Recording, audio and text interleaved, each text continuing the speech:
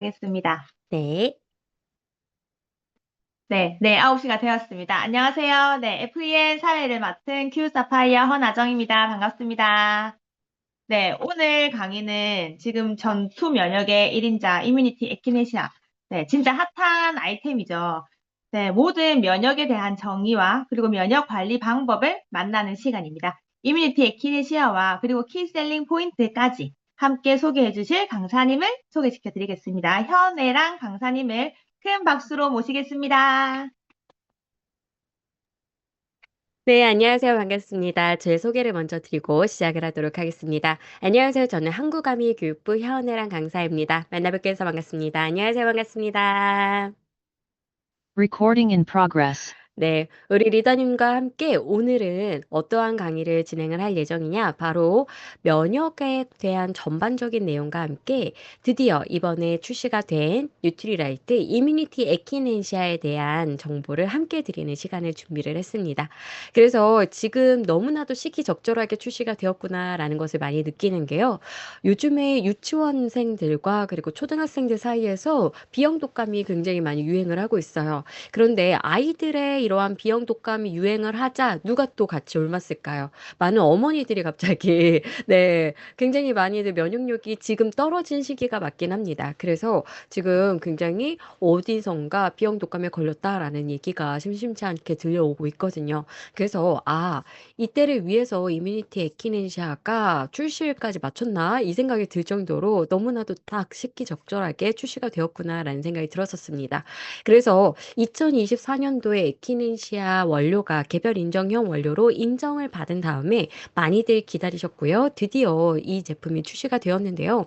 이 제품에 대해서 알면 알수록 정말로 나에게 꼭 필요한 그리고 면역 기능이 증진이 되는 게 느껴진다라고 느끼실 수 있게 오늘 많은 정보를 드리도록 하겠습니다. 그러면 우리 리더님들 이러한 시기라고 아까 말씀드렸죠? 그러면 지금은 어떠한 시기일까요? 바로 너무나도 기온이 떨어졌고요. 너무나도 추운 시기입니다. 이럴 때일수록 면역 기능을 잘 유지를 해주셔야 되고, 그리고 면역력이 떨어지지 않게끔 해주셔야 되는 이유, 지금부터 알려드리도록 할게요. 사실은 작년 12월 연말까지도요, 이렇게 추울 줄 몰랐습니다. 그쵸? 근데 갑자기 지난주부터 정말 급격하게 온도가 막 뚝뚝뚝뚝 떨어지면서 지금 영하 14도다, 19도다 이렇게 얘기를 하고 있거든요. 그래서 올 한 해 같은 경우는요, 이번 겨울은 평년 대비로 온난하다가 갑자기 기온이 급강하하는 시점이 한 번씩 찾아온다라고 했었어요.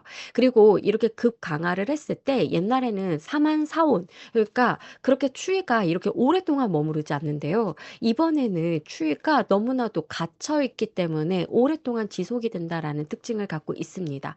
그러면 이렇게 날씨의 변화에 따라서 무엇이 같이 우리가 조심을 해주셔야 되느냐? 바로 나의 건강 그리고 면역 능력도 함께 떨어질 수가 있기 때문에 더욱더 우리가 관심을 갖고 잘 관리를 해주셔야 되겠죠. 체온이 뚝 하고 떨어지면은요, 바로 이 체온 변화로 인해서 면역력도 함께 저하가 됩니다.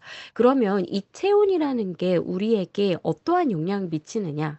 사실은 정상 체온이라고 하는 기준이 36.5도이긴 하지만 살짝 이것보다는 높게 가져가야지 좋다라는 얘기 많이 들어보셨을 거예요. 그리고 사람들이 점점 뭔가 병원균이라든지 그리고 삶의 질이 윤택해짐과 함께 기본적으로 내가 갖고 있던 정상 체온이 조금씩 낮아지고 있다라고 얘기를 합니다. 그러면 이 체온의 변화는 나에게 어떠한 영향까지 미칠 수가 있을까? 사실은 정상 체온은 36.5도입니다. 그런데 여기에서 1.5도가 높아지거나 1.5도 아래로 떨어지게 되게 되면은요, 나에게는 극심한 변화와 함께 굉장히 위험한 신호까지 올 수가 있다라는 거죠. 예를 들면요, 체온이 35도 이하로 떨어지게 되면은 오한과 함께 소실이 올 수가 있고요. 저체온증에 빠지게 돼서 정말 심각하게는 사망에도 이를 수가 있다라는 거죠.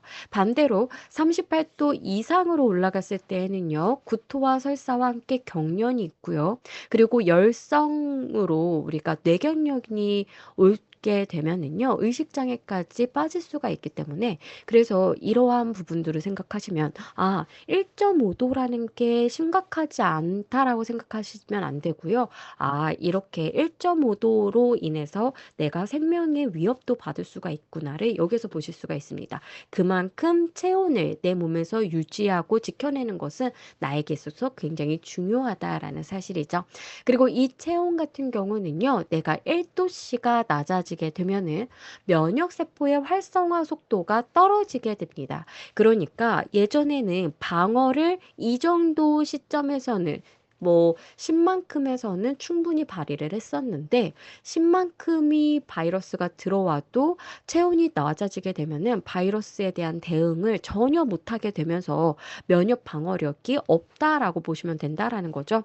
그래서 이 체온이라는 것을요, 내가 정상 체온 이상으로 항상 가져가려고 노력을 할 필요가 있다라는 거죠. 이것은 우리가 하루 동안의 경험을 하게 되는 체온의 변화이기도 합니다. 사실은요.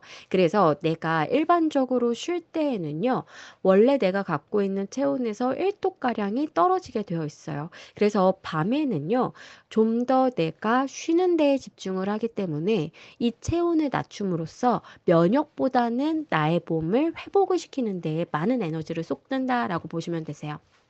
오히려 내가 활동을 할 때에는요, 이것이 체온을 올리게 되면서요, 여러 가지의 방어 능력이 탁월해질 수가 있고요, 활동 에너지에 많은 소비를 할 수가 있다라고 보시면 되겠습니다. 그래서 즉각적인 대응 능력이 저하가 되기 때문에 내가 체온이 떨어질 때에는 쉬는 게 맞다라는 것을 이런 생체 리듬 표를 통해서도 보실 수가 있는 부분입니다. 그리고 평상시에 내가 추위에 굉장히 약하다. 그렇다라면은요, 더욱더 단단하게 대비를 해주시고요. 그리고 면역 능력이 떨어지지 않게끔 방어를 해주실 필요가 있다라는 거죠. 그리고 이 얘기를 정말 많이 들어보셨을 거예요. 체온이 1도가 떨어지게 되면은 면역 능력이 30%가 감소된다.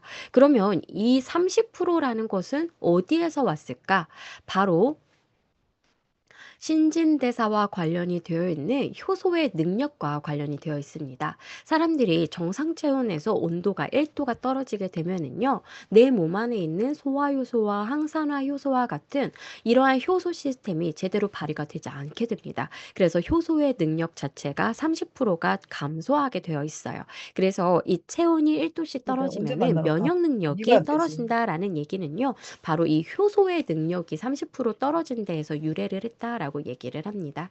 그리고 기초 대사율 역시도 함께 떨어지기 때문에 그만큼 내 몸 안에서 에너지가 제대로 발생을 하지 않음으로써 내가 열 에너지라는 것도 제대로 올릴 수가 없다라는 사실이죠. 그래서 내가 항상 이 체온을 유지를 하는데 이 체온을 잘 가져갈 수 있는 뭔가 대비를 해주셔야 되는 거예요. 이 대비라는 것을 제가 계속 말씀을 안 드려요. 뒤에 다른 장표에서 그 정답을 알려드릴 예정이거든요. 그래서 내가 면역을 위해서도 나의 대사 능력을 위해서도 그리고 나의 몸을 정상적으로 가동하기 위해서도 내가 체온은 항상 적절하게 지켜줄 필요가 있구나. 여기서 기억해 주시면 되겠습니다. 그럼 반대로 내가 좀 더 높은 온도를 갖게 되면은 어떠한 변화가 있게 되느냐? 바로 내가 온도 변화가 있게 되면 체온이 상승을 하게 되면은요, 이 면역 반응을 조절을 하는 핵인자 카파비라는 것이 굉장히 민감하게 반응을 합니다. 이것은 초기의 면역 능력의 대응에 굉장히 핵심을 지고 있는 부분이에요. 이 핵인자 카파비라고 하는 효소는요, 우리의 세포 안에서 세포질 부분에 존재를 하다가 체온이 올라가면은 이것과 함께 핵 안으로 이동을 해서 활동을 하기 시작을 합니다. 한마디로 체온이 올라가면은 핵인자 카파비의 스위치가 켜지게 되면서 면역 반응을 굉장히 민감하게 감지를 한다라는 사실이죠. 그래서 이 핵인자 카파비가 잘 활동을 할 수 있게끔 하는 키포인트, 이 열쇠도 바로 이 체온이 가지고 있기 때문에요. 내가 체온을 조금만 올리시는 작용을 하시더라도 내가 평소의 면역 능력에서 50% 정도가 상승을 한다라고 하니까요. 이렇게 추울수록 더욱더 기초 체온을 올리기 위해서 노력을 해주셔야 되겠죠. 그러면 어떠한 노력을 해주셔야 될까? 바로 이것입니다. 꾸준하게 운동을 해주심으로써 내가 근육을 잘 갖고 있어야 됩니다. 마르신 분들이 특히 추위를 많이 타는 것처럼 보이실 텐데요. 이것은 사실은 지방이 부족해서라기보다는 근육이 부족해서 나타나는 것이라고 보시면 되세요. 그래서 이 근육이 부족하게 되면은 내가 너무나도 추위를 많이 탈 수가 있기 때문에 평상시에 근육 단련을 할 수 있는 운동을 꾸준히 해주셔서요. 근육의 양을 점점점 늘리시는 게 중요합니다. 그리고 내가 탄수화물, 단백질, 지방과 같은 열을 올릴 수 있는 에너지원을 충분히 섭취함과 동시에 이것을 에너지원으로 바꾸기 위해선 비타민 B군이 중요하겠죠. 그리고 미네랄 역시도 내가 체온을 올리고 그리고 면역의 방어력을 방비를 하는 데 꼭 필요한 영양소입니다. 그래서 비타민 B군을 비롯한 다양한 미네랄들도 충분히 섭취해 주실 필요가 있어요. 마지막으로 우리가 좋은 지방산을 잘 섭취를 하실수록 면역도 긍정적인 방향으로 움직이기 시작을 합니다. 그러니까 면역의 조절에는 필수 지방산이 굉장히 중요하다라는 거죠. 그래서 오메가3와 감마리놀렌산을 통해서 우리가 이 면역이 적정 수준으로 잘 유지가 될 수 있게끔 만들어 주셔야 돼요. 마지막으로 면역 세포의 대부분은 장 점막에 있습니다. 그래서 이 장의 건강을 우리가 잘 지켜주시는 게 좋겠죠. 그래서 가장 대표적인 영양소는 프로바이오틱스입니다. 그런데 이 프로바이오틱스만 잘 먹는 것보다는요, 이 프로바이오틱스의 먹이인 프리바이오틱스라고 불리는 식이섬유소, 올리고당, 프락토올리고당 이러한 것들, 이눌린과 같은 것들을 잘 섭취해 주시고요. 그리고 장 점막의 항균력을 높이기 위해서 포스트바이오틱스도 함께 섭취해 주시는 게 좋겠죠. 그래서 이러한 모든 것들을 잘 갖춰서 내가 영양소를 공급을 받는다라면은요, 이렇게 추울 때도 절대 다른 바이러스에 무너지지 않는 강력한 면역력을 가질 수가 있습니다. 우리 리더님들께서는요, 25% 라이드와 함께 충분한 근육을 가지고 계시고요. 그리고 다양한 영양소를 잘 섭취를 했기 때문에 이러한 영양소의 방비도 잘 되어 있으실 거라고 생각이 들어요. 근데 일반적인 우리나라 국민들은 어떻게 준비를 하고 있을까요? 사실은 영양소의 섭취부터 굉장히 불균형하다라는 게 사실입니다. 그래서 식습관을 분석을 했더니요. 대체적으로 비타민 B군 중에서도 비타민 B2를 제외한 나머지는 다 부족하게 먹고 있구나를 보실 수가 있습니다. 그리고 세포들을 보호하는 데 도움을 주는 항산화 영양소인 비타민 A, 비타민 C, 비타민 E 모두 부족하게 섭취를 하고 있다라는 거죠. 그리고 요즘에 면역과 관련해서 굉장히 중요하다라고 알려져 있는 게 비타민 D인데요. 비타민 D는 역시나 햇빛을 통해서도 충분히 받지 못하고 먹는 것을 통해서도 일일 권장량의 30%, 20%밖에 미치지 못하고 있기 때문에 그래서 굉장히 부족하게 먹고 있는 영양소입니다. 그래서 대체적으로 우리나라 사람들은 이러한 비타민과 미네랄과 그리고 특히 비타민 D 역시도 다 부족하게 섭취하고 있기 때문에 이런 영양소들의 추가적인 섭취가 필요하겠구나라는 걸 여기에서 예상하실 수가 있어요. 그리고 요즘에는 비타민 미네랄뿐만 아니라 식물 영양소의 힘도 굉장히 중요하다라고 알려져 있는데요. 이 식물 영양소 잘 먹고 있을까? 채소, 과일을 하루에 500g 이상 섭취하는 비율이 점점점 줄어들고 있다라고 합니다. 과거에는요, 여성분들 같은 경우 2015년도 자료를 보시면은요, 그래도 전체의 40%까지는 채소와 과일을 하루에 500g 이상 섭취했다는 거예요. 하지만 지금은 어떤가요? 뚝 떨어졌어요. 굉장히 많이 떨어져서 남성분들은 전체의 20%, 5분의 1 정도, 여성분들은 전체의 24.6%, 거의 4분의 1 정도만 그렇게 먹고 있고 나머지의 분들은 그렇지가 않다. 충분한 양을 못 먹고 있다라는 것을 보실 수가 있습니다. 그리고 자라나는 우리 아이들 어떤가요? 거의 10명 중에 1명꼴만 그렇게 먹고 있고요. 나머지는 다 채소와 과일의 섭취가 굉장히 부족하기 때문에 앞으로의 건강 상태가 굉장히 걱정이 되는 부분이구나라는 것을 여기에서 보실 수가 있어요. 그리고 우리 아이들 같은 경우 그럼 채소와 과일을 안 먹고 뭘 먹고 있을까? 학원과 주변을 검사를 하고 이제 조사를 해보면은요, 이 아이들이 평상시에 먹는 음식을 알 수가 있습니다.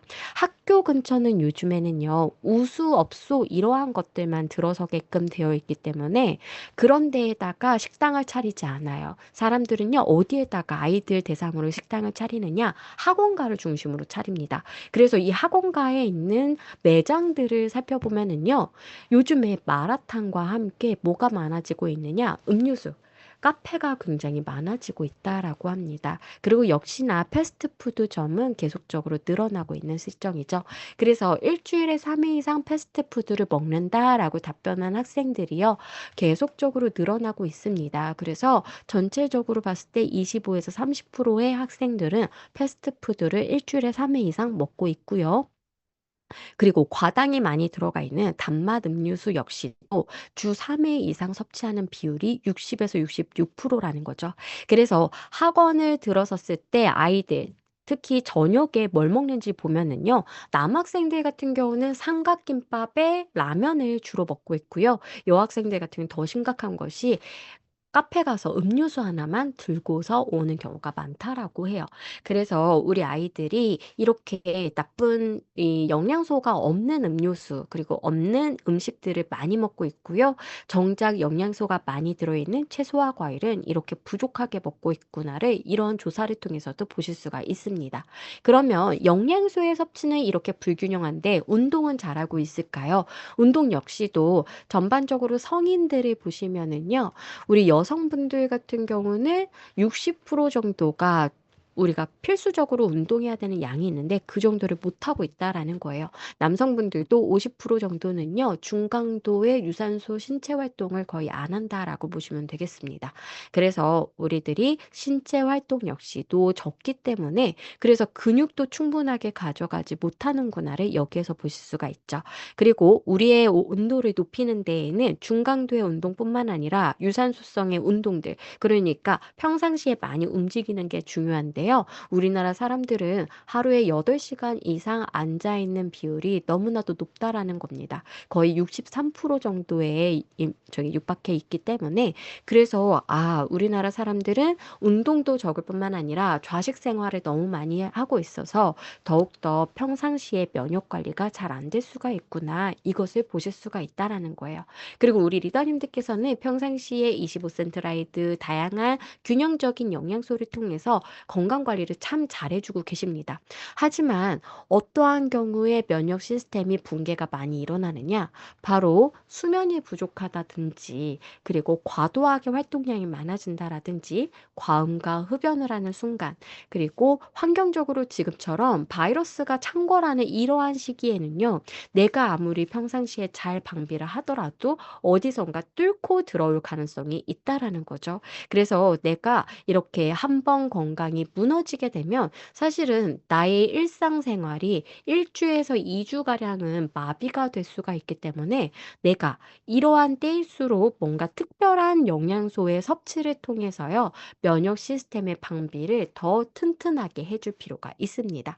그리고 매일마다 우리는 바이러스와 박테리아와 만나고 있기 때문에 한순간이라도 면역 시스템이 붕괴가 일어나면은 당연 감염에 걸릴 위험이 높을 수밖에 없다라는 사실이죠. 그리고 매일마다 이러한 것들이 많아지고 있는데요. 앞으로 더 많아질까 아니면 적어질까? 사실은 우리가 매일마다 손도 잘 씻고요. 위생 습관이 너무나도 잘 되어 있기는 해요. 청결하죠? 그런데 우리의 이러한 노력과 다르게 환경적으로 더욱더 이러한 바이러스와 박테리아의 공격이 심해지고 창궐할 예정이라고 합니다. 왜일까요? 바로 전반적으로 세계가 끓고 있어요. 열탕화가 되고 있기 때문입니다. 있습니다.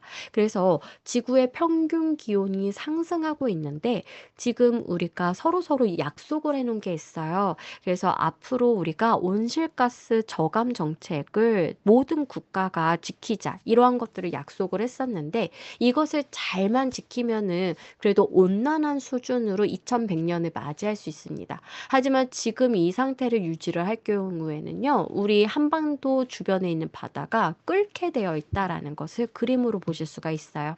그런데 이러한 온난한 기후가 왜 안 좋으냐? 바로 병원성의 질환의 58% 정도는요, 기후변화에 영향을 받기 때문입니다. 그래서 강수량이 너무 많이 늘어나고, 그리고 습하고, 그리고 온도 자체가 높은 이러한 상태는요, 바이러스와 박테리아가 더욱더 전염력이 강해지는 이러한 것들이라는 거죠. 그러한 조건이라는 거죠. 그래서 우리들도 마찬가지로 위험하지만 자라나는 우리 아이들은 더욱더 많은 바이러스와 박테리아의 공격에 시달릴 수가 있기 때문에 그래서 지금부터라도 개인의 방어력을 높이는 게 하나의 방법일 수가 있습니다.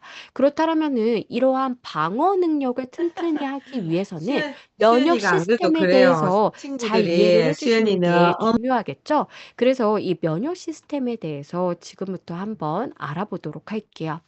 처음에 우리 리더님들께서 상상을 하실 때에요. 어떠한 도둑이 집에 침입을 했다. 라고 기억해 주시면 되세요. 그래서 바이러스와 박테리아와 같은 물질이 집에 침입을 했습니다. 그러면 첫 번째 경비원이 달려가서요. 이러한 도둑을 막 잡으려고 사방팔방 돌아다니기 시작을 해요. 그랬을 때 두 번째로 훈련받은 경비원은요. 저 멀리서부터 어떤 도둑인지 다 파악하고 거기에 딱 맞는 무기를 가지고 와서 바로 도둑을 잡는 이러한 시스템이 바로 우리 몸의 시스템이라고 보시면 되겠습니다. 그래서 첫 번째 그래프는요, 우리 이러한 바이러스와 박테리아가 들어왔을 때 직후라고 보시면 되세요. 그리고 두 번째 파도는요, 이제 선천적인 면역 능력이 발휘를 하는 모습을 보는 겁니다. 그리고 세 번째 파도는요, 바로 후천적인 교육을 받은 면역 시스템이 발휘를 해서 이 모든 바이러스와 그리고 박테리아들을 해결을 해주는 모습을 보시고 계시는 거예요.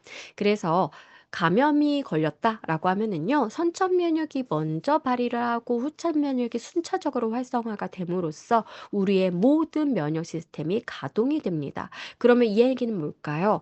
처음에 맞이하는 그 문을 뚫고 들어오는 순간부터 맨 마지막에 훈련받은 경비원이 달려올 때까지 이 모든 면역 시스템이 순간순간마다 잘 작동이 되어줘야 되는데 여기에서 하나라도 제대로 작동이 안 되게 되면은 우리는 이러한 방어 능력이 뚫려 있기 때문에 그래서 남들보다 회복 속도나 능력 또한 함께 늦어질 수밖에 없다라는 사실입니다. 그래서 면역 시스템을 강화하시기 위해서는요, 이 모든 네 번의 순간을 다 대비를 할 수 있게끔 거기에 도움을 받을 수 있는 영양소를 충분히 섭취해 주시는 게 중요하겠죠.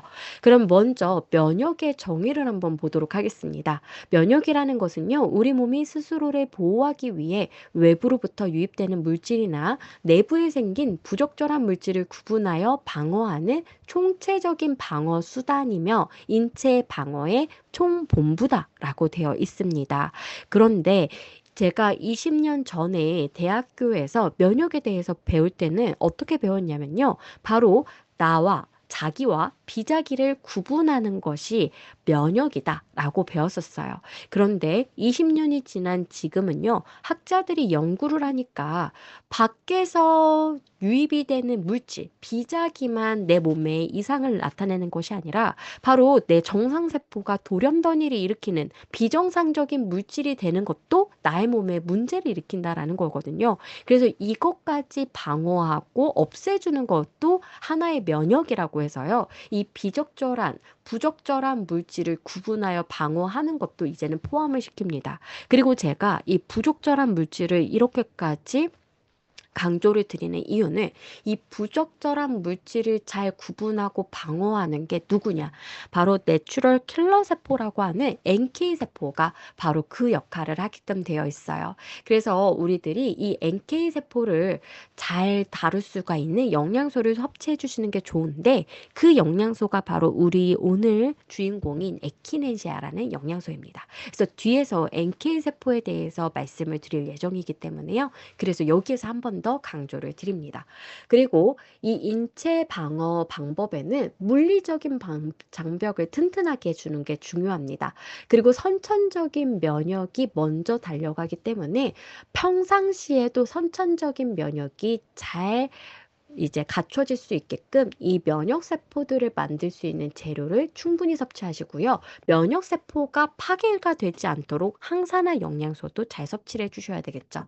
그리고 마지막으로 우리가 훈련을 받은 면역 시스템, 후천적인 면역이 달려올 수 있게끔 평상시에 이 후천적인 면역을 잘 관리를 해주셔야 됩니다. 그래서 각각의 면역 부분마다 도움이 될 수 있는 영양소들이 다르기 때문에 거기에 대해서 하나씩 알아보도록 할게요.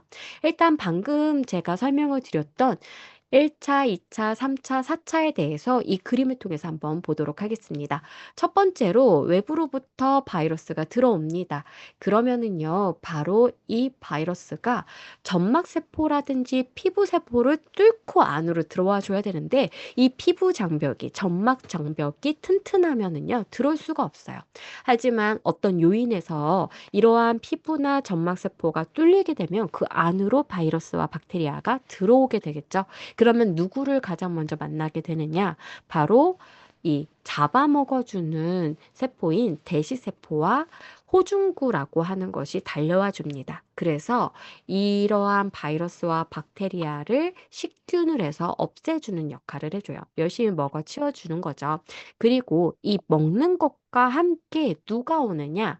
킬러 T세포와 그리고 NK 세포가 달려오기 시작을 합니다. 그래서 맨 처음에 킬러 T세포와 NK 세포가 달려오기 전에 감지하고 그리고 이것을 알려주는 이러한 세포를 우리는 헬퍼 T세포라고 불러요. 그래서 여기에 T셀스하고 아래에 헬퍼 T라고 되어 있죠. 그래서 이 헬퍼 T세포가 NK세포와 킬러 T세포를 불러서 얘네 둘은 어떻게 작용을 하느냐? 식균 작용이 아니라 바로 이러한 나쁜 바이러스와 박테리아의 구멍을 뽕 뚫은 다음에요. 그 안에 단백질 분해 효소를 집어넣어 줍니다. 그러면 본인 스스로가 본인의 몸을 녹여서 없애줘요.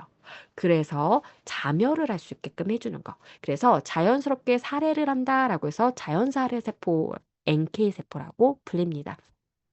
그리고 후천적인 면역 능력은 어떻게 발휘를 하느냐?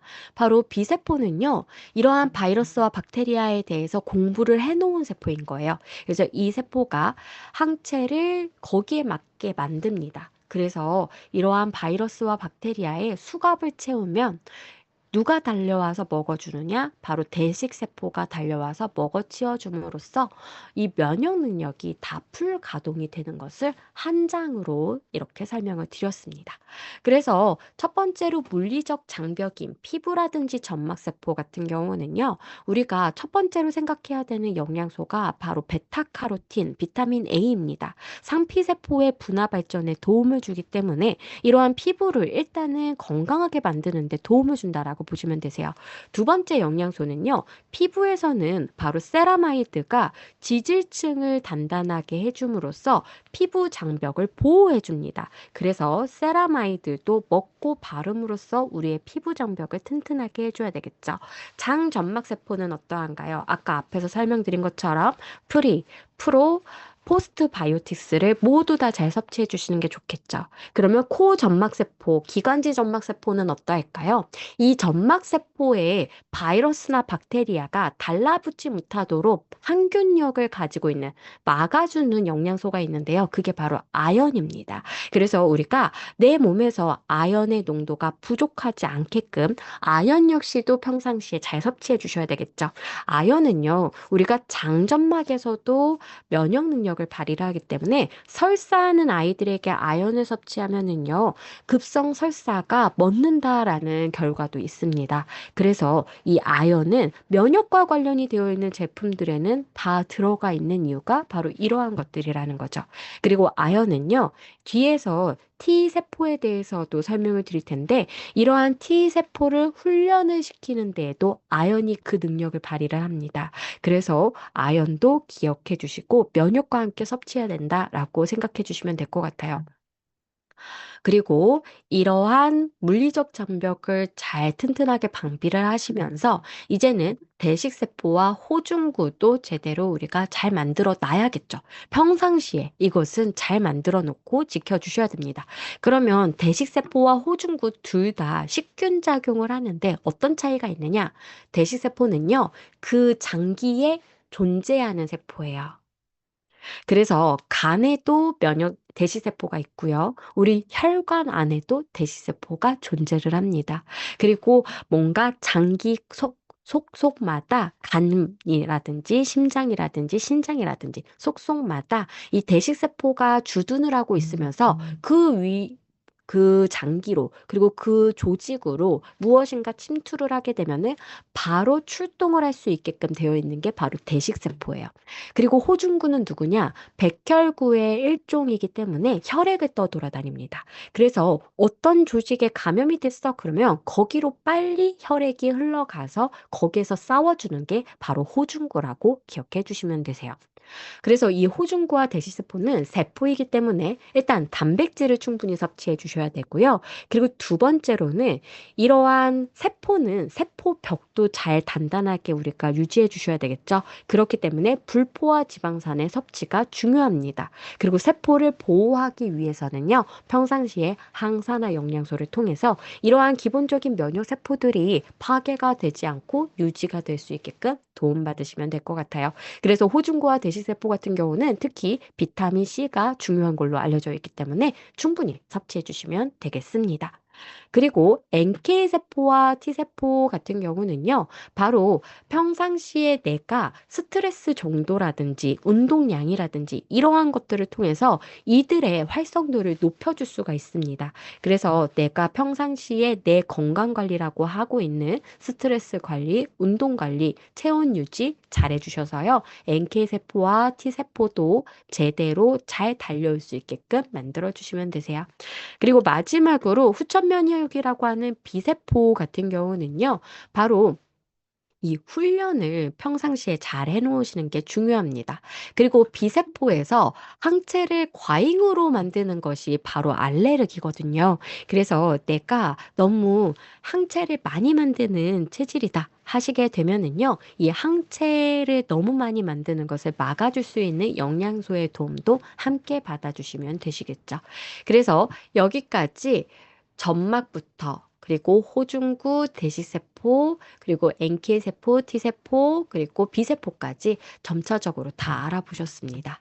그리고 이러한 것들을요, 선천면역, 후천면역, 혹은 세포성의 면역, 체액성의 면역이라고도 따로 불립니다. 그래서 이러한 이름이지만 리더님들께서 이전에 설명을 드렸던, 이게 선천적인 면역이구나, 이게 후천적인 면역이구나, 이렇게 생각해 주시면 될 것 같아요. 그리고 아까 제가 말씀드렸었죠. 항체를 너무 과잉으로 만들기 때문에 알레르기가 일어난다. 제가 이 장표를 가지고 온 이유는요, 바로 엘로케어는 그럼 어떤 때에 먹는 건가요? 이런 질문. 그러니까 에키넨시아랑 엘로케어를 비교를 원하시는 질문들이 있으셨어요. 그래서 이것을 한번 보여드리도록 하겠습니다. 일단은요, 우리가 아까 선천적인 면역이 다 발휘를 하고 나면은 뒤에서 후천적인 면역이 열심히 따라옵니다. 이때 어떻게 신호가 가는 거냐? 바로 B림프구에게 헬퍼 T세포가 명령을 내리면 B림프구는 이전에 학습이 되었던 항체, 면역글로 불린 이와 같은 항체를 만들어내기 시작을 해요.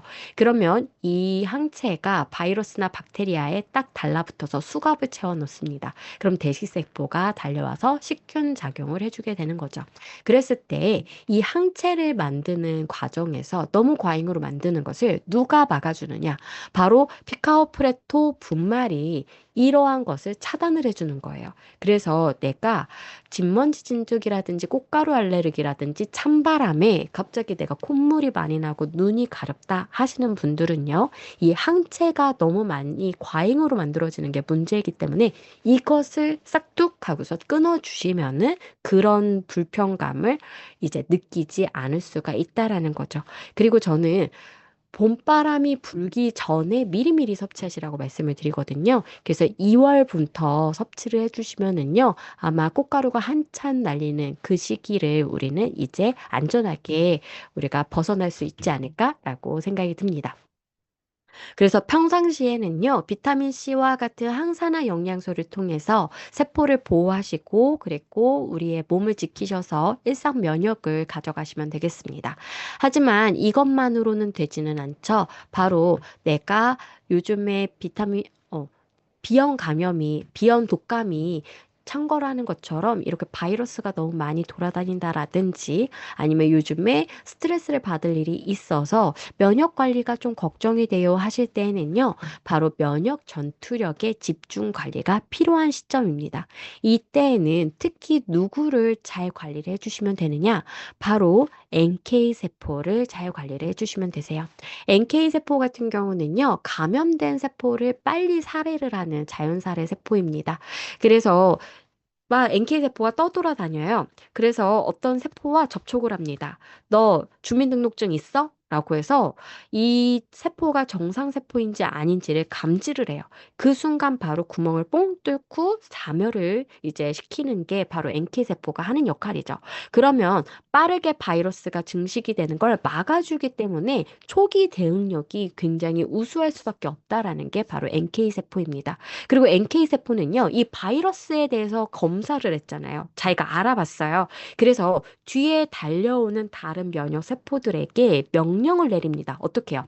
내가 얘를 만나봤는데, 너네가 생각하는 것처럼 그렇게 엄청난 애는 아니야. 그러니까 지금보다는 면역 능력을 조금 낮추는 게 좋겠어.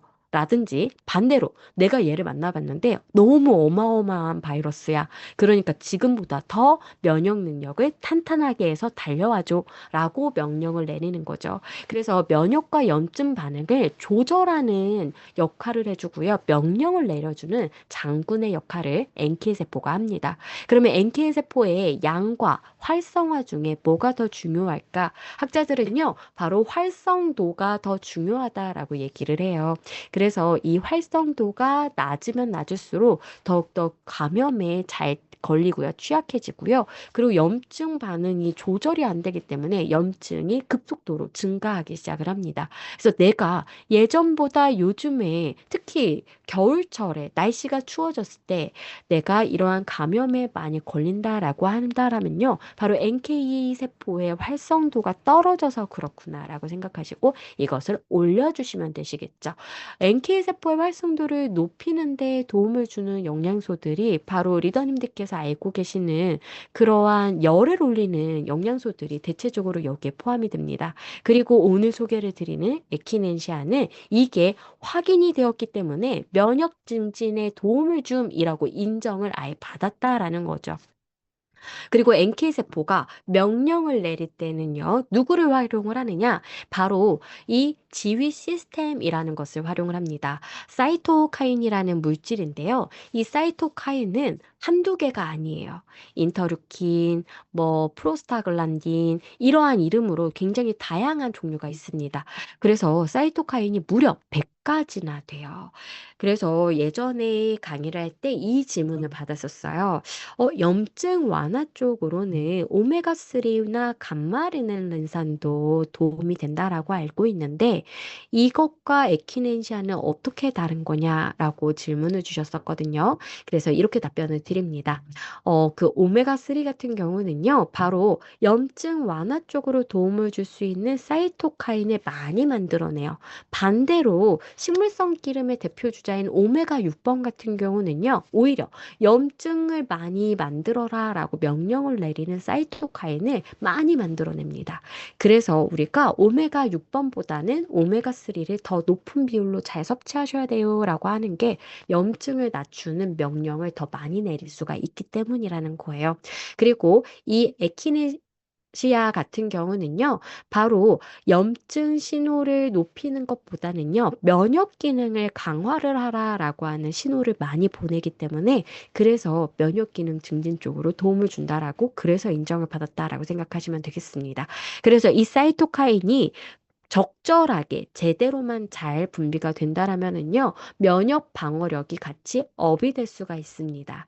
그래서 NK 세포와 의 활성도와 사이토카인의 증가가 확인이 되어서 개별 인정형 원료로 인정을 받은 에키넨시아가 들어가 있는 제품 바로 뉴트리라이트 이뮤니티 에키넨시아입니다.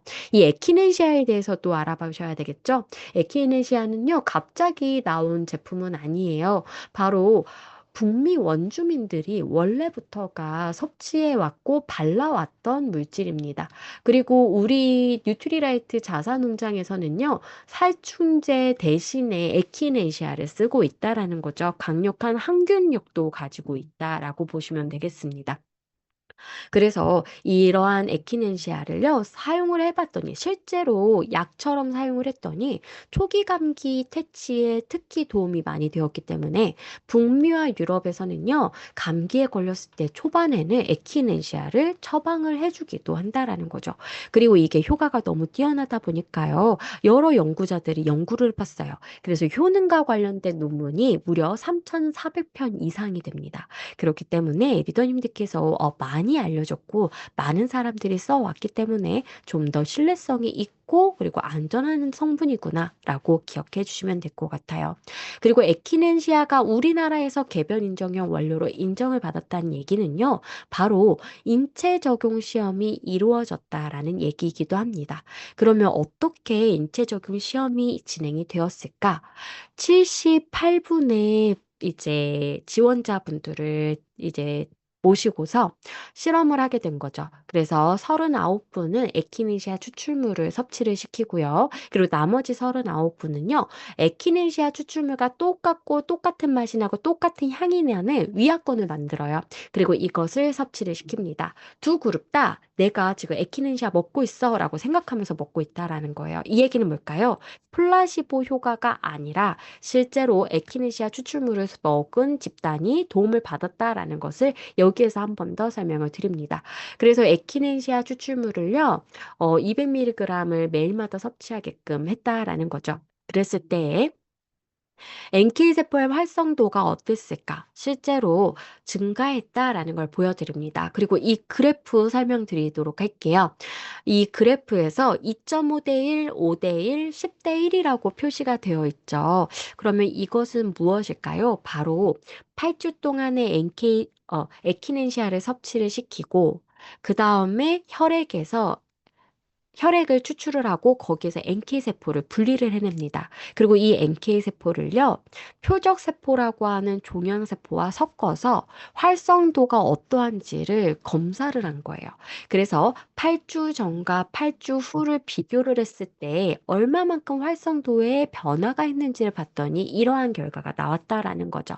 그래서 에키네시아 추출물을 섭취한 그룹이 2.5대 1, 5대 1, 10대 1 모두 다 활성도가 증가했다라는 것을 확인을 할 수가 있었습니다. 그리고 이 2.5대 1에서 2.5는 누구냐? 바로 NK세포가 2.5, 표적세포가 1. 그리고 5대 1도 역시나 NK세포가 5, 표적세포가 1입니다. 10대 1이 재밌어요. 결과가 보시면은요. 자연살의 세포가 10, 그리고 표적세포를 1로 섞어 놓은 거예요. 그랬더니 대조군을 보시면은요. 오히려 자연살의 세포가 갑자기 나태해지면서 활성도가 오히려 이전보다 떨어진 것을 보실 수가 있습니다. 그래서 NK 세포의 양이 무조건 많다라는 것보다는요, 오히려 적절한 양으로 활성도가 높은 거, 이게 더 중요하구나를 여기에서 보실 수가 있다라는 거죠. 그러니까 많다라고 해서 모든 NK 세포가 다 활성도가 높게 활동하는 건 아닙니다. 그래서 NK 세포의 활성도가 늘어난 것을 항상 염두에 두고, 내가 이 에키넨시아를 8주 동안 섭취하면 실제로 이렇게 내가 활성도가 늘어날 수가 있겠구나. 그래서 면역 기능 증진에 도움을 받을 수가 있겠구나라는 것을 고려를 해보실 수가 있어요. 그리고 두 번째로 확인해야 되는 게 바로 사이토카인이죠. 그래서 사이토카인의 증가를 확인을 했더니요. 바로 인터루킨2, 인터페론 감마, TNF 알파가 각각 증가한 것을 보실 수가 있습니다. 그런데 이 인터루킨 6번, 10번, 12번은 증가를 안 했는데 이건 뭔가요? 바로 아까 오히려 염증 수치를 높이는 사이토카인도 있다라고 말씀을 드렸어요. 그것의 대표적인 게 바로 6번, 10번, 12번입니다. 근데 이들은 거의 변화가 없고요. 그리고 오히려 면역 기능 증진 쪽으로 강조가 되어 있는 인터루킨 2와 인터페론 감마와 TNF 알파가 증가를 했다라는 거죠. 그래서 이러한 부분이 긍정적으로 평가가 되어서 개별 인정형 원료로 인정을 받게 된 거예요. 그러면 궁금하실 거예요. 인터루킨2, 인터페론, 그리고 TNF 알파는 각각 어떤 역할을 할까? 인터루킨2 같은 경우는요, 아까 T세포가 킬러 T세포도 있고요. B세포에게 정보를 알려주는 T세포들도 있습니다. 이렇게 훈련을 받아야 되는 세포들의 증식을 도와주는 것이 바로 인터루킨2가 하는 역할입니다. 그래서 내가 강인한 면역 세포를 갖는 데 도움을 주는구나 라고 기억해 주시면 되세요. 그리고 면역의 조절 능력이 있기 때문에 면역이 너무 과잉이 되는 것도 예방을 할 수가 있다는 거죠. 그리고 마지막으로 NK세포의 활성화에 인터루킨2가 또 한 번 도움을 줄 수가 있습니다. 그리고 두 번째는요, 바로 인터페론 감마입니다. 인터페론 감마 하시면은 바로 대식세포 떠올리시고요. TH1 세포 떠올리시면 되겠습니다. 처음에도 대시세포가 굉장히 중요하고요. 후천적인 면역에서도 청소부의 역할을 어쨌든 또 대시세포가 해주기 때문에 이것은 처음과 끝에서 모두 다 중요한 역할을 합니다. 그래서 대시세포가 활성화가 된다라는 것은 면역 능력의 전반적인 마무리까지 깔끔하게 잘할 수가 있다라는 결과인 거죠. 그리고 항바이러스 상태를 계속적으로 유도할 수 있게끔 해주고요. 마지막으로 TH1의 세포 분화에 도움을 줍니다. 음, 음. 여기에서 엘로케어와의 차별성을 여기에서 보실 수가 있는 거예요. 리더님들, 알레르기 체질이신 분들이 있어요. 민감하게 뭔가 먹으면은 더 많이 알레르기를 일으키는. 그리고 요즘 아이들은요, 더욱더 알레르기가 많이 발생을 합니다. 왜일까를 보니까요, 너무 깔끔하게 위생가설에 이제 위생가설을 생각하시면은 너무 깔끔하게 키웠기 때문에 알레르기가 더 많아졌다라고 하는데요. 그 이유가 무엇일까? 바로 우리가 태어나면은 TH1이라는 게 점점점 분화 발전할 수 있게끔 무엇을 해줘야 되느냐? 나쁜 바이러스나 세균과 조금씩은 접촉을 해줘야 돼요. 근데 우리 아이들 어떤가요? 앉은 자리 바로 앉을 수도 없어요. 요즘에는 엄마들이 다 알코올 소독하시고요. 열심히 닦으세요. 그리고 요즘에는 모래놀이도 밖에서 안 하죠. 실내에서 네, 만들어진 모래 갖고 논다라는 거예요. 우리는 어땠어요? 막 운동장 가서 흙 퍼먹고 이렇게 놀았었잖아요. 그래서 우리 때에는 TH1이 발전하고 발달할 수 있는 환경이 있었는데 요즘 아이들은 그게 부족하다라는 거죠.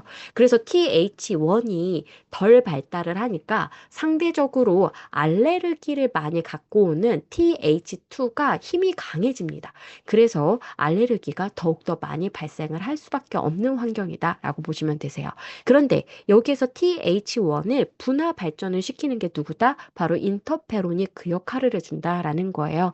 그래서 내가 알레르기가 좀 많이 있어요 하시는 분들이 어떤 분들은 엘로케어가 도움이 되고요. 어떤 분들은 이 TH1부터 제대로 발전을 못했기 때문에 발달이 안 됐기 때문에 알레르기가 생기시는 분들이 있다라는 거죠. 그러한 분들에게는 이 에키네지아가 도움을 드릴 수가 있습니다.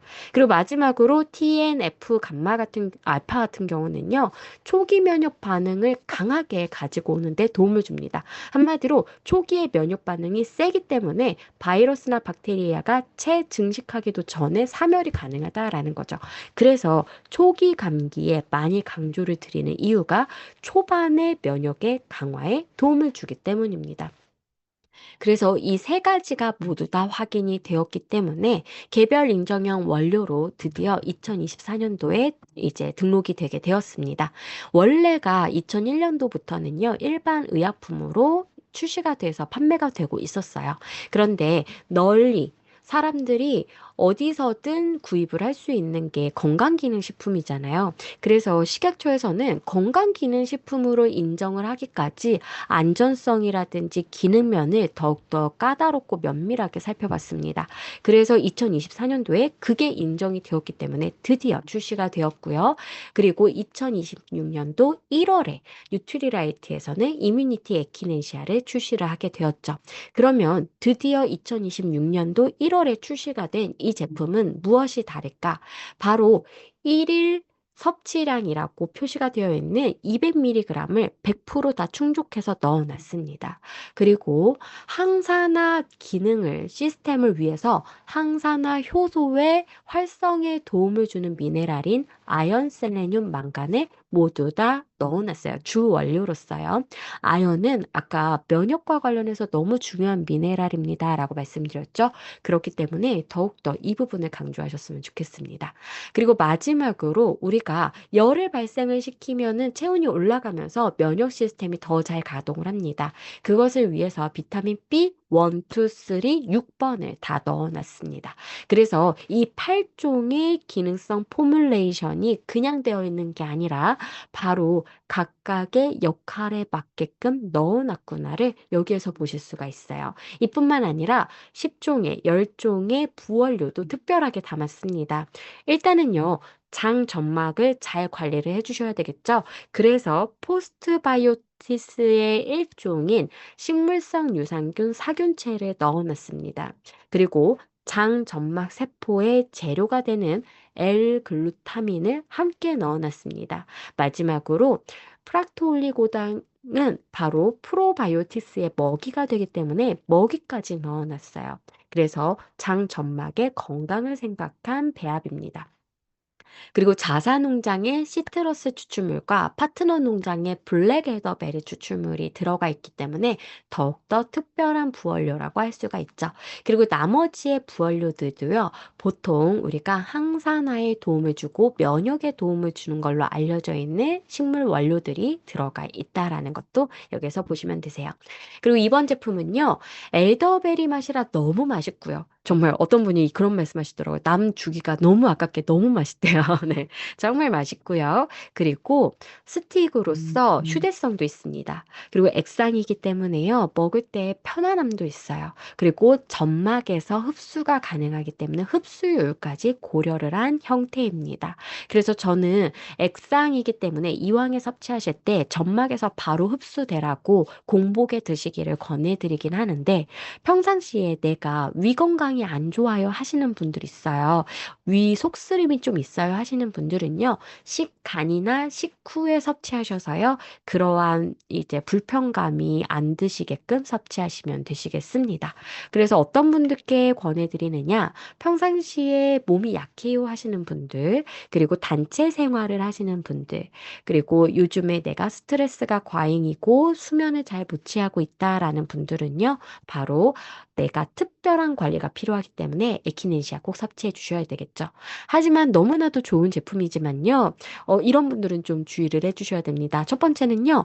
국화꽃과의 성분이기 때문에 이 에키넨시아가 국화꽃의 일종이에요. 그렇기 때문에 국화꽃에 알레르기가 있다 하시는 분들은 좀 주의를 해 주셔야 됩니다. 그리고 면역 억제제와 반대되는 역할을 하다 보니까요. 면역 억제제를 드시는 분들도 삼가시는 게 좋습니다. 그리고 마지막으로 결핵, 백혈병, 그리고 다발성 경화증, 에이즈, 자가 면역 장애가 있으신 분들은요.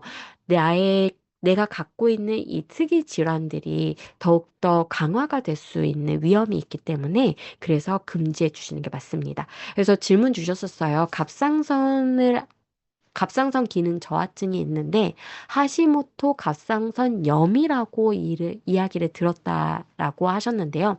이 하시모토 갑상선염 역시도 이 자가 면역 질환의 일환이기 때문에 그래서 이러한 분들은 피해 주시는 게 맞습니다. 그리고 백반증과 루마티스 관절염에 대한 질문도 많으셨어요. 이건 역시도 자가 면역 질환이기 때문에 피해 주시는 게 맞아요. 그래서 자가 면역 질환이다 하시는 분들은요. 꼭 에키넨시아가 아니어도 뉴트리라이트에서 다른 제품으로 도움 많이 받으실 수가 있겠죠.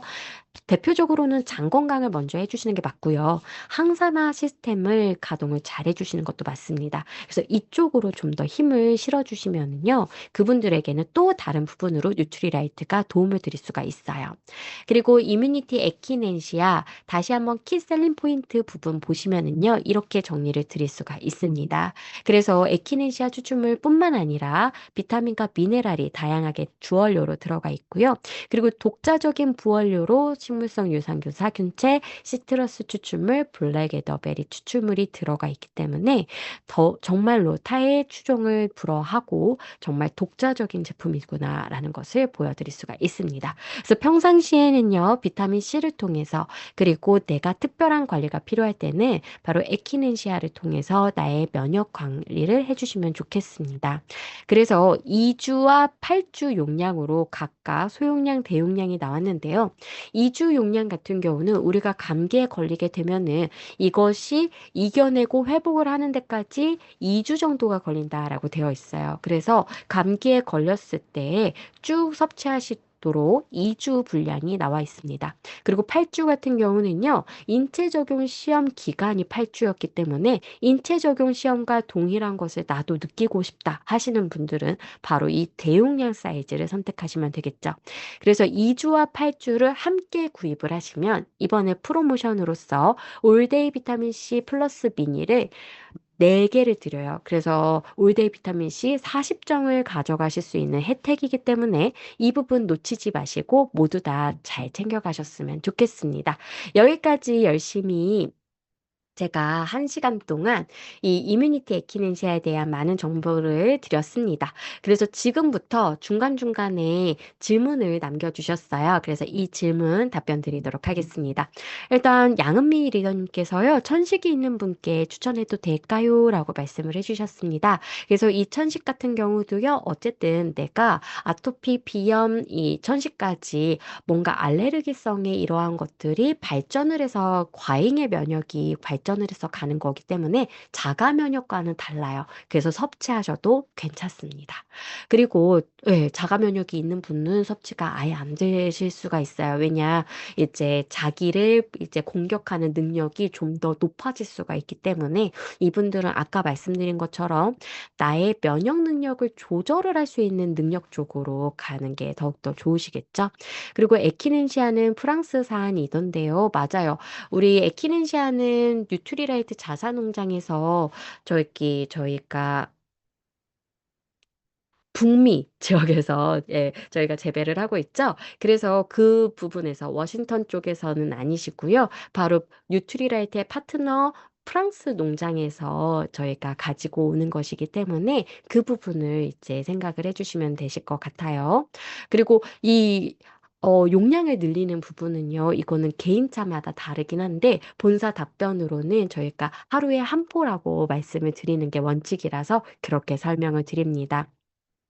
자가면역 질환 병력이 있는 분, 이 자가면역 질환은 완치의 개념은 아니잖아요. 그래서 어떤 위험이 있을 수는 있기 때문에 그래서 피해 주시는 것을 권해드리도록 할게요. 그렇죠. 적어도 8주는 꾸준히 섭취하시는 게 가장 좋죠. 그래서 조인트 가드 같은 경우도 저희가 3개월 이상은 꾸준히 섭취하십시오라고 말씀을 드리는 게 인체 적용 시험 대부분이 3개월 이상 섭취했던 결과를 가지고 왔기 때문에 이건 역시도 8주는 꾸준히 섭취하세요라고 권해주셨으면 좋겠습니다. 네, TNF 감마 인터페론 알파가 TH1 세포를 활성화시켜서 자가 면역을 알파시킬 수도 있습니다. 그런데 여기에서 또 한 가지 아실 수 있는 부분이 자가 면역 같은 경우는 TH1도 있지만 TH17이 더 큰 문제이긴 하거든요. 그래서 혹시나 이거 먹어서 혹시 자가 면역 생기는 거 아니야라고 혹시나 이제 소비자님께서 또 이렇게 덜컥 겁을 이제 생기실 수도 있기 때문에 이거는 근데 또 TH17에는 영향을 미치진 않으니까요. 혹시 그런 질문을 주시면 요걸로 이제 답변을 해주시면 되실 것 같아요. 200mg 섭취했는데도 우리 것도 하루 한 포 이상 섭취해도 되나요? 아이들도 한 포 먹으면 되나요? 이러한 허브, 그러니까 이게 이 에키넨시아라서 그런 것이 아니라 허브가 들어가 있는 제품들은요, 다 식약처에서 만 12세를 기준으로 설명을 합니다. 그래서 만 12세 이하인 아이들 같은 경우는요, 다른 방법으로 건강을 챙기시는 것을 원칙적으로 이렇게 답변을 드려요. 저는 항상 본사 답변이라고 말씀을 드리죠. 원칙적인 거예요. 그래서 여기까지만 설명을 제가 드릴 수밖에 없기 때문에 그렇게 설명을 드리도록 하겠습니다. 이게 에키넨시아라서 그런 게 아니라요. 허브 성분 같은 경우는 아이들 대상으로 그리고 임산부와 수유부 대상으로 충분한 실험이 없기 때문에 그래서 권고 사항입니다. 그래서 이렇게까지만 설명을 드리도록 할게요. 그래서 하루 한 포도 권고 사항입니다. 그래서 이렇게 지켜주시기를 권해드리도록 할게요. 항암 치료 중인 분들도 섭취가 가능한가요? 항암 치료 방법이 여러 가지예요. 근데 이 중에서도 면역 억제제 치료도 있기는 하거든요. 그래서 이 부분은 이제 가장 중요한 하나의 이제 멘트가 그래도 의사분과는 상담을 하시는데 홍삼이 기준이라고 생각하시면 되겠어요. 그래서 치료를 받는데 의사분이 코멘트로 홍삼 절대 드시지 마세요 하시는 경우가 있거든요. 홍삼하고 이제 그런 것들이 또 면역에 영향을 주거든요. 그래서 혹시 내가 만난 소비자가 지금 치료 중이신데 의사분이 홍삼 드시지 마세요라고 말씀을 하셨다라고 하면 피해 주시는 게 맞습니다. 근데 그런 멘트가 없다라면은 괜찮습니다. 원형 탈모 이것도 하나의 이제 자가 면역이라고 생각을 하신다라면은 이게 원인이라서 그렇다라고 생각하신다면 그렇지만 사실은 자가 면역 때문에 원인이 아니신 경우에는요 괜찮습니다. 그래서 아까 권고사항 그리고 주의사항 그 장표를 꼭 기억을 하셔서요. 거기 주의사항이 없는 분들은 뭐 고혈압 약을 드신다든지 당뇨약을 드신다든지 이러하신 분들도 거기에서 그 항목에는 없기 때문에 그런 분들도 섭취하실 수가 있어요. 네. 그리고 위암 수술하신 분도 섭취해도 괜찮으시는데 이분들도 위가 쓰리실 수는 있잖아요. 그래서 이분들 역시도 식후에 섭취하시는 것을 권해드립니다.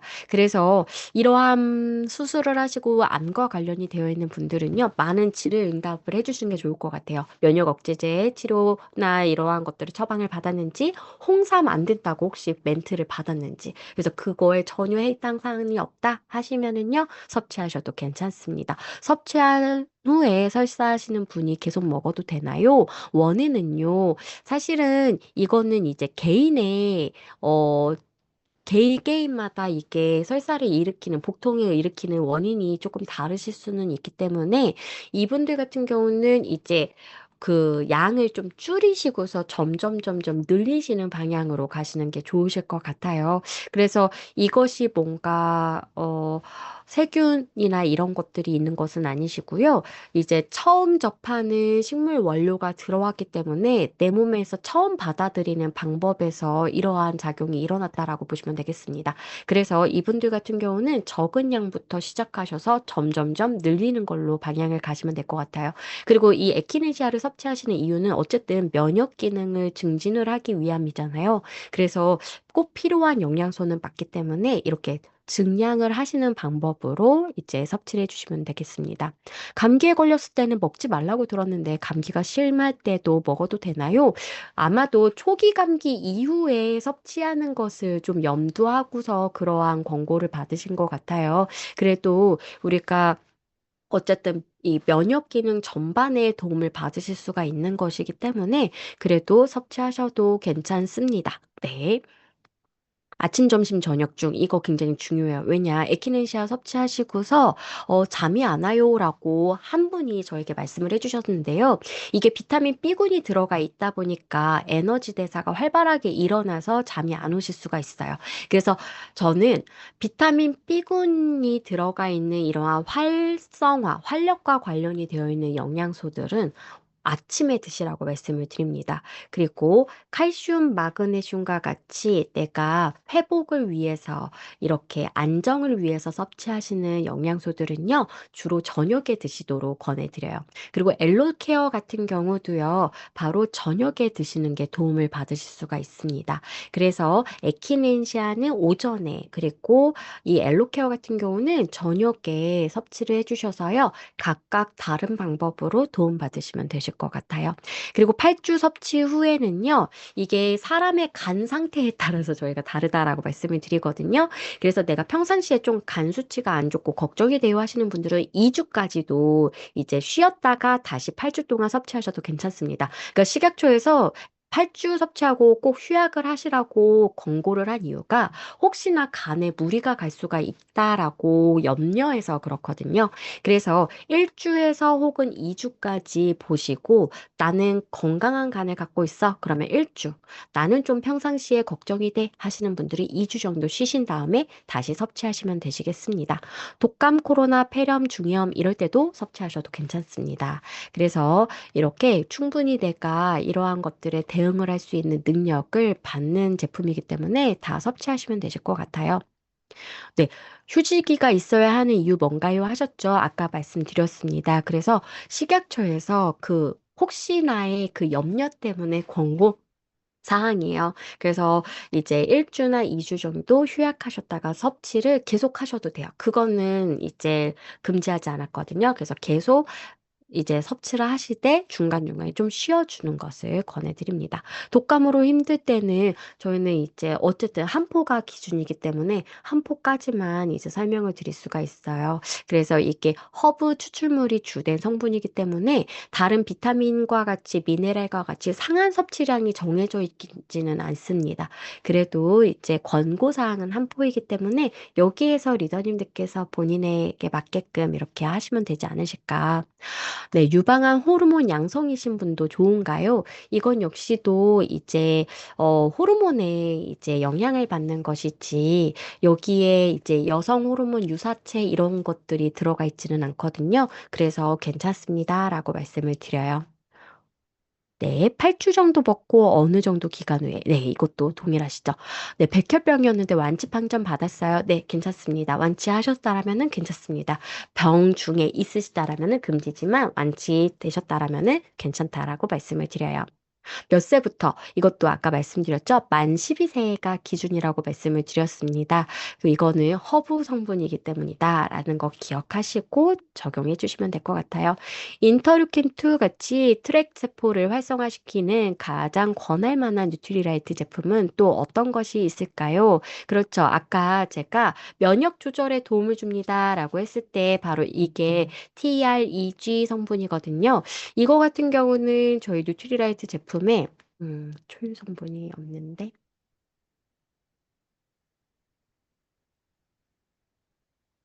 네, 인터루킨2와 관련되어서 도움이 될 수 있는 영양소적인 것은 제가 지금 딱 떠오르는 제품은 없어요. 근데 어쨌든 이건 역시도 장 건강과도 관련이 되어 있기 때문에 그 부분 생각해 주시고요. 아무래도 제가 생각을 했을 때는 면역 조절 쪽이니까요. 그래서 그 부분, 네. 네, 이 유산균 쪽으로 생각을 해주시면 되실 것 같습니다. 잠복 결핵이 있는 분도 복용이 안 됐나요? 네, 결핵과 관련되어 있는 인자가 있으시다라면 피해 주시는 게 맞으실 것 같아요. 감기 기운이 있을 때 비타민C 메가요법 하는데 에키넨시아도 몇 포씩 섭취해도 되나요? 이건 역시도 아까 말씀드린 것처럼 권고는 한 포이기 때문에 이렇게까지만 답변을 드릴 수가 있어요. 대상포진에 도움 되실 수가 있겠죠. 왜냐면은 면역 기능 증진이시기 때문에 폐암 수술 앞두고 계신 분 드셔도 무방한가요? 방사선 치료 후에 드시는 게 효과적일까요? 아무래도 수술을 앞두고 계시다라면은 전반적으로 그분들 이제 의사분들께서도 생각하시는 면역 수준이라는 게 있으실 거예요. 근데 여기에서 뭔가가 갑자기 뛰어버린다라든지 그렇게 되면은 이 수술이나 치료에 조금 영향을 미칠 가능성은 있기 때문에 치료 후에 섭취하시는 게 어떨까라는 것을 조심스럽게 말씀을 드립니다. 천식도 섭취가 가능합니다. 네, 신지로이드 섭취하실 때요, 무관합니다. 왜냐, 신지로이드와는 또 영향이 없거든요. 그래서 그냥 자가 면역성의 하시모토 갑상선염과 같은 이러한 이름만 아니시라면은 괜찮습니다. 전 연령이라고 하시던데요. 네. 그래서 이것은 이제 그 조절을 해주시면 될 것 같아요. 체중에 따라서요. 그래서 이 본사 답변이 이렇게 바뀌었나 봐요. 네. 그래서 제가 조금 강하게 그 권고 사항을 지키는 답변을 많이 드리는데요. 본사에서 그렇게 답변을 정하셨다라면은, 네. 이 체중에 따라서 이제 조절을 해주시면 되시겠습니다. 비염이 있으신 분들께는 첫 번째로 권해드리는 건 아무래도 엘로케어이긴 합니다. 그런데 아토피 환자분들도 아시다시피 병원에서 약을요, 이 약도 쳐보고 저 약도 써보고 약을 막 바꿔요. 그 이유가요, 나에게 꼭 맞는 기전이 이제 다르기 때문입니다. 그래서 혹시 엘로케어를 섭취하시지만 또 도움 받고 싶어 하시는 경우에는요, 에키넨시아도 함께 섭취하셔서 어떤 게 더 나에게 도움이 있지를 조금 염두에 두시면 될 것 같아요. 그리고 이러한 분들 같은 경우는 이런 방법을 각각 쌓는 게 도움이 되실 것 같습니다. 네, 엘로케어와 같이 먹어도 괜찮습니다. 왜냐, 이것은 이제 그 기전이 전혀 다르기 때문이에요. 상충하지는 않아요. 그래서 항체를 너무 과잉으로 생성하는 걸 막는 것과 그리고 면역을 조금 조절을 해주고 NK 세포와 그리고 다른 사이토카인을 증진을 시켜주는 이 역할이기 때문에 좀 다른 기전이라고 보시는 게 맞고요. 상충되진 않기 때문에 함께 섭취하셔도 괜찮습니다. 섭취 후에 두드러기 반응, 이거는 아마도 국화꽃 때문에 그러지 않으실까라는 생각이 들어요. 그래서 혹시라도 국화꽃에 알레르기가 있는 건 아닌지도 한번 살펴봐 주시면 될 것 같습니다. 간 기능이 떨어지는 사람도 괜찮을까요? 사실은 이것이 반드시는 아니에요. 그러니까 어떠한 여러 가지의 허브 성분들을 섭취하시다 보면은 간에 살짝 무리가 가시는 경우는 있을 수는 있습니다. 그래서 혹시 간 수치가 좀 높게 나왔다, 그래서 염려가 된다 하시는 분들은요, 아까 말씀드린 것처럼 8주 기간 섭취하시고 휴약하시고 이것만 잘 지켜주셔도 괜찮으실 것 같습니다. 네, 허브 제품 과용 금지. 이한규 리더님이 딱 제동을 걸어주셨어요. 그래서 딱, 네, 맞습니다. 허브이기 때문에 우리가 항상 주의 깊게 딱 요렇게. 왜냐면 상한 섭취량 이런 게 정해져 있진 않기 때문에 우리 리더님들께서 요거는 딱 중심을 잡고서 가시면 좋으실 것 같아요. 암 환자도 섭취해도 되나요? 이건 역시도 아까 답변 많이 드렸습니다. 그래서 어, 이것 같은 경우도 항상 안전한 장치가 의사분과 상담하셔야 된다라는 것을 꼭 말씀을 해주시면서 이제 이 제품에 대해서 설명을 해주시면 좋을 것 같아요. 2주 섭취 후에 NK세포 활성화는 어느 정도 가는 건가요? 섭취했을 때만 효과가 있는 건가요? 이것과 관련되어 있는 연구는 제가 해외 사례를 통해서 한번 확인을 해보고 제가 저희 커 컨설턴트님을 통해서 제가 답변을 전달을 드리도록 하겠습니다. 아무래도 리더님들께서 생각을 하셨을 때도 먹을 때만 반짝? 그리고 조금 지나면은 다시 사그라드는 건 아닌지 이게 조금 이제 궁금하실 수는 있어요. 네, 제가 생각을 해도 이 성분 자체가 계속 지속 시간이 엄청 오래된다 이러진 않을 것 같거든요. 그래서 그것과 관련되어 있는 논문을 한번 찾아보고 나중에 답변을 드리도록 하겠습니다. 더블리스 먹고 계속 토하신 분 에키네시아에도 예민할까요? 더블리스 말고는 그런 적 없는데 매번 토했다고. 네, 더블리스 같은 경우는 워낙에 많은 식물 추출물이 들어가 있다 보니까요. 그 냄새에 조금 민감하신 분은 머리가 아프시다라고 하는 경우가 있어요. 그래서 저희가 새로 나온 이제 새로 바뀐 더블S 같은 경우는 그 향을 많이 줄였는데도 좀 민감하신 것 같습니다. 그랬을 때 에키네시아는 이 엘더베리 향이 더 강하기 때문에 그렇게 토하거나 그러시진 않을 것 같기는 해요. 그래도 약간 염려가 되신다라면은 절반씩 섭취를 하시면서 추이를 보시면 되실 것 같습니다. 맞아요. 그래서 이렇게 오메가3나 향에 좀 민감하신 분들은요, 식후 혹은 식사 중간에 반찬처럼 드시는 것도 권해드리는 방법이에요. 네, 갑상선 기능 저하증으로 신지로이드 드시는 분들 괜찮습니다. 이거는 그러한 고혈압약, 당뇨약 이러한 것들과 상관은 없어요. 그래서 괜찮습니다. 비형 간염 환자는 섭취해도 되나요? 어쨌든 간 기능이 좀 떨어져 있는 경우이긴 하잖아요. 그래서 내 간 상태를 보시면서 이제 적은 양부터 원래 한 포까지 점점점 증량을 하시는 거, 그리고 8주 섭취하고 반드시 2주 정도 쉬시는 거, 이것만 권고하셔도 이분들도 괜찮습니다. 만약에 아이가 섭취 시에는 한 포 다 먹는 게 낫나요? 줄여야 하나요? 이것도 엘로케어와 비슷한 답변이 될 것 같습니다. 그래서 체중을 생각을 하셔서 우리 아이가 뭐 이제 20kg 정도 나간다 하면은 절반으로 줄이시는 게 맞겠죠. 그래서 이 체중에 따라서 이제 가감을 해주시면 되겠습니다. 네, 맞습니다. 그래서 Q&A 이제 마무리하도록 하겠습니다. 그래서 우리 리더님들께서 너무나도 질이 좋은 이러한 질문들을 많이 보여주셨어요. 꽃가루 진드기, 음식 등 알러지가 없고 만성 두드러기에는 엘로케어와 에키넨시아 중 어느 것이 더 효과적일까요? 어, 이건 역시도 엘로케어와 에키넨시아 둘 다 한번 이제 섭취를 해보시는 게 좋으실 것 같아요. 그래서 어떤 부분 때문에 그럴까? 근데 저는 좀 더 이제 생각을 하는 것은 이 에키넨시아가 이분에게는 더 낫지 않을까라는 생각이 들기는 합니다. 그래도 혹시 모르니까요. 엘로케어도 에키넨시아도 모두 다 해주시고요. 그리고 두드러기이기 때문에 일단은 카로틴 플러스와 같은 베타카로틴 그리고 피부의 면역 능력을 증가를 할 수 있도록 먹는 세라마이드 이쪽도 강조를 많이 해주셨으면 좋겠습니다. 장 건강은 당연히 챙겨가셔야 되고요. 그래서 여기까지 열심히 답변을 드렸습니다. 그래서 물에 타서 먹어도 효능은 같은지, 네, 이것도 괜찮습니다. 물에 타서 드셔도요, 농도의 변화인 거지 효과가 떨어지진 않습니다. 그래서 혹시 먹을 때 너무 진하다, 좀 불편하다 하시는 분들은 물에 타서 따뜻하게 드셔도 괜찮으실 것 같아요. 요렇게까지 답변 드렸습니다. 우리 리더님들 오늘 많은 질문들 주셨고요.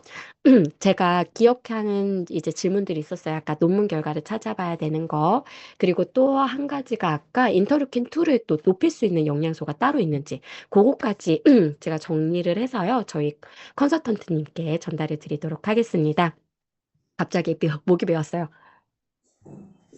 그래서 우리 리더님들 1월에 저희 따끈따끈한 신제품이 출시가 되었습니다. 그래서 많은 분들께서 도움 받으셨으면 좋겠고요. 2026년 1월을 이렇게 활기차게 시작을 했으니까요. 마지막 8월까지도 리더님들께서 끝까지 이 에너지 더욱더 잘 가져가 주셔서 리더님들의 사업이 승승장구하시기를 기도하겠습니다. 우리 리더님 감사합니다. 수고하셨습니다. 반갑습니다.